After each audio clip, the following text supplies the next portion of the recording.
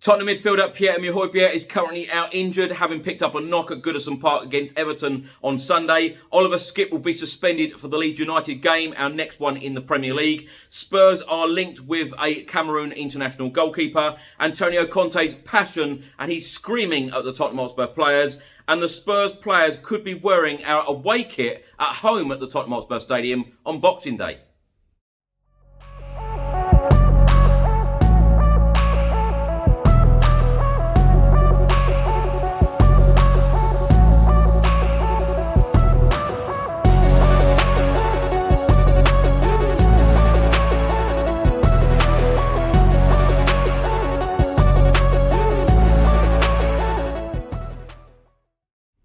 Welcome back to the channel, hope you're all keeping well. In today's video, I'll be going through all of the latest Tottenham news, all of the rumours and all of the reports. And if you don't subscribe to the channel as yet, please do hit that subscribe button.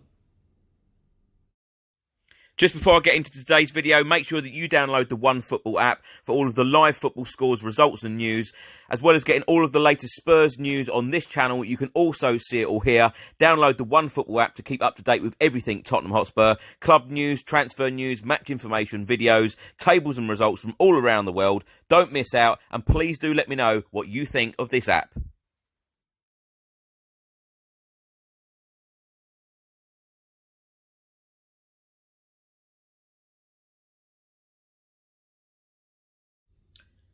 Let's start with a report from the Sun newspaper about our midfield star, Pierre-Emile Højbjerg. A report from the Sun is stating that Pierre-Emile Højbjerg is set to miss Denmark's World Cup qualifier against the Faroe Islands after picking up an injury playing for Tottenham. The midfielder suffered the knock after a heavy tackle in Tottenham's 0-0 draw with Everton on Sunday. He now faces a race to be fit for the Denmark v Scotland game next Monday, and the Danish Football Federation confirmed the injury news on Twitter. The tweet said, due to an injury, Pierre-Emile Højbjerg will unfortunately miss the match against the Faroe Islands on Friday. We hope to get him to the match against Scotland next week. Back to the report from the Sun newspaper, it states that Spurs fans will be now holding their breath over the health of the 26-year-old midfielder, one of the few players who have performed in North London this season. The ex-Southampton man has played every minute of the Premier League campaign so far, notching 1 goal and 1 assist. And new boss Antonio Conte will be looking short on options if Pierre-Emile Højbjerg fails to make a speedy recovery. The report then states that the Italian tactician will already be without Oliver Skipp for the visit of Leeds on the 21st of November. The youngster is suspended after racking up 5 yellow cards this season. And France star Tanguy Ndombele and Argentinian star Giovanni Lo Celso are Conte's other options in the middle of the park.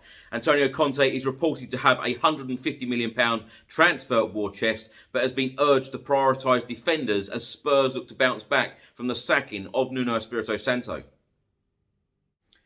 Now, my thoughts on this. Personally, I'm hoping that Pierre-Emile Højbjerg doesn't feature whatsoever for his country, Denmark, in this international break. I'm hoping that he comes back refreshed and he plays in the starting 11 for Spurs on the 21st of November against Leeds United. And, of course, we are now without Oliver Skipp in this game as well.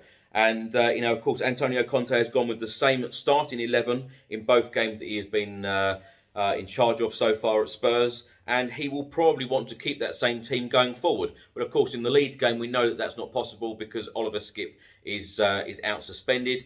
And we need leaders and warriors like Pierre-Emile Højbjerg in our starting 11 in this Leeds game, because it is another must-win game, aren't they all? They are all must-win games in the Premier League. And, it's very important to get this unbeaten run and this momentum going under the management of Antonio Conte. And we need players like Højbjerg. Also, I've been super impressed with Pierre-Emile Højbjerg since he has arrived at Tottenham Hotspur Football Club the summer before last from Southampton. I know a lot of people will say that he doesn't score enough, he doesn't assist enough, but that is not what he is in the team for. He is there to protect the back four, and of course Antonio Conte's back three now. I see him as a future captain at our club, a real leader on the pitch, and I think when the day comes when Hugo Lloris eventually does leave Spurs, whether it will be in the summer of 22, I believe that someone like Pierre-Emile Højbjerg should be our captain. A report has been published by the Daily Express, and they are stating that Tottenham boss Antonio Conte has apparently asked Spurs transfer chief Fabio Paratici to sign Ajax goalkeeper Andre Onana. The shot stopper was also linked with a move to Arsenal in the summer, but Onana hasn't played a game since January after he was handed a suspension for testing positive for a banned substance. Later on in this report, it says that the goalkeeper has now served his ban but hasn't appeared for Ajax since he kept a clean sheet in his team's 3-0 victory against Alkmaar last season. Later in this report, it says Onana was named on the bench for Ajax on Sunday. However, the Dutch side played out a goalless draw with go-ahead Eagles, and the Cameroon international has his work cut out if he is going to force his way back into Erik ten Hag's plans. Ajax have conceded just 2 league goals this season and have kept a staggering 10 clean sheets in their opening 12 games in the Dutch league. But incredibly, Ajax are only level on points at the top of the league with PSV. Now, my thoughts on this, and we keep now being linked to goalkeepers, and there is no surprise about that whatsoever because, of course, Hugo Lloris is out of contract at Tottenham Hotspur Football Club in June 2022 at the end of this Premier League season. So that isn't long at all. There doesn't seem to be any reports being published. There doesn't seem to be anything coming out about Hugo Lloris being offered a brand new contract. I hope that happens personally. I want to see Hugo Lloris stay at the club for at least another season and try and win a trophy with us, at least. We keep being linked to goalkeepers now. Sam Johnston is one that keeps being brought up by every single media outlet out there at the moment. Onana, very good, capable goalkeeper, has had his problems, but perhaps he needs now to move away from Ajax to get, a new, fresh challenge. Will it be the Premier League? He's been heavily linked to Arsenal, been linked with Tottenham. It'll be very interesting to see what Antonio Conte wants to do.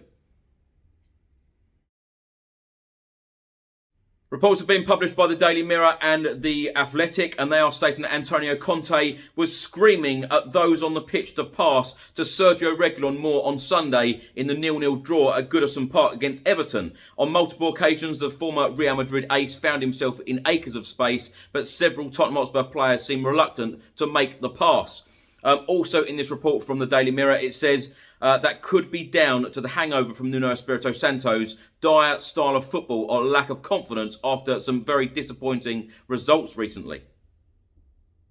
Also in this report, it says that Tottenham have looked utterly toothless in front of goal this season, scoring just 9 times in 11 Premier League games. Only Norwich City have scored less, and they sit bottom of the Premier League. A side that contains the likes of Harry Kane, Heung-min Son, Lucas Moura and Tanguy Ndombele should be among the top scorers in the division and must be Antonio Conte's priority. One of the most useful tactics that the former Italy boss has incorporated into his teams has been the switch of play using his wing-back system.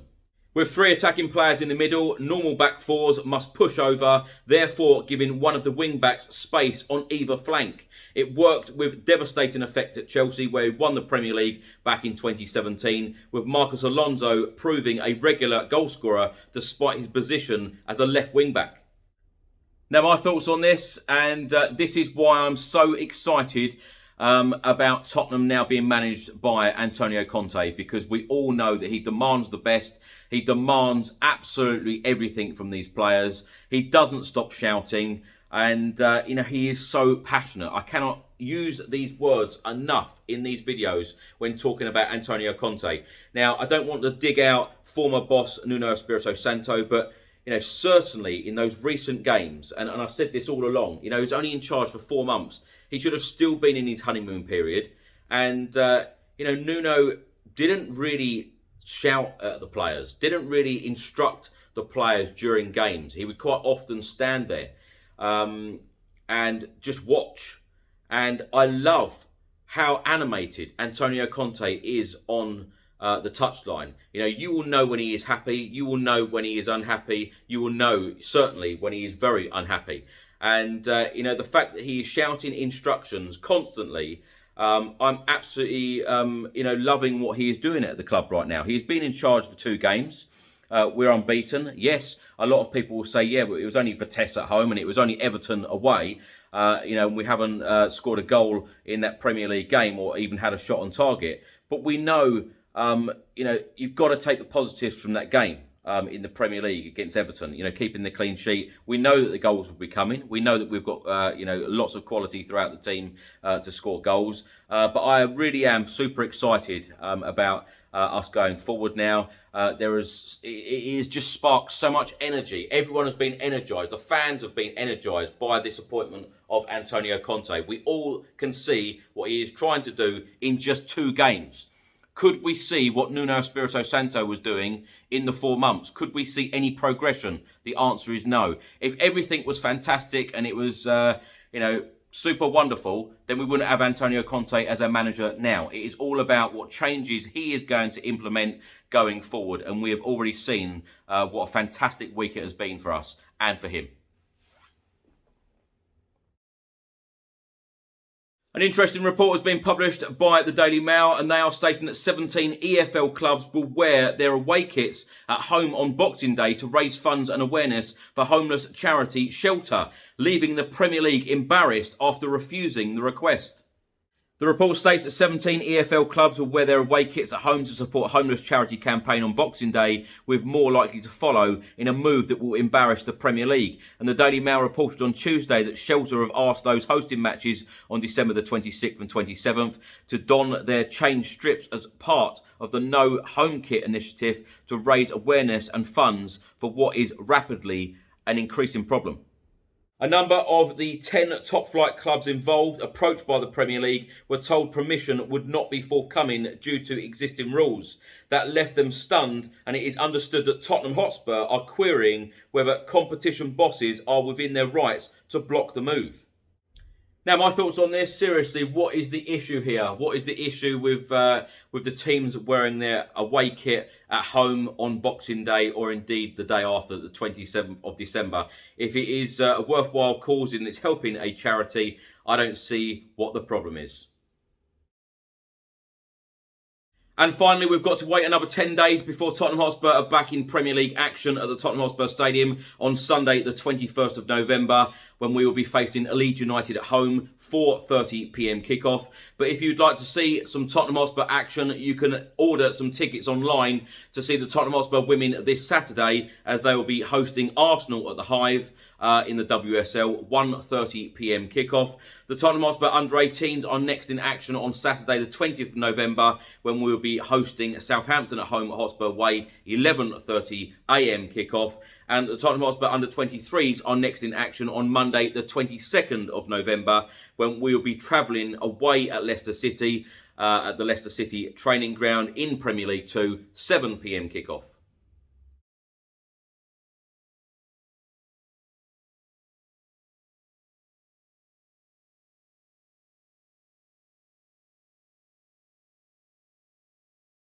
Thanks Chris, and hello to everybody watching.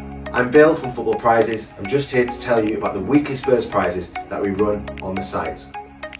Some of our previous Spurs prizes range from the likes of signed shirts and boots and mounts from players such as Harry Kane, Son Heung-min and Lucas, right through to club legends like Paul Gascoigne and Jurgen Klinsmann.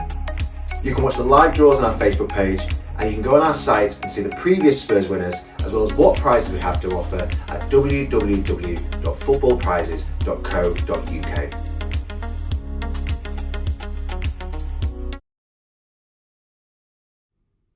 Thanks for watching today's video. I hope you enjoyed it. Please do let me know all of your thoughts and comments in the comment section below on everything I've spoken about in today's video. If you don't subscribe to the channel as yet, please do hit that subscribe button. I'll see you on the next one. Stay safe and well. Come on, you Spurs.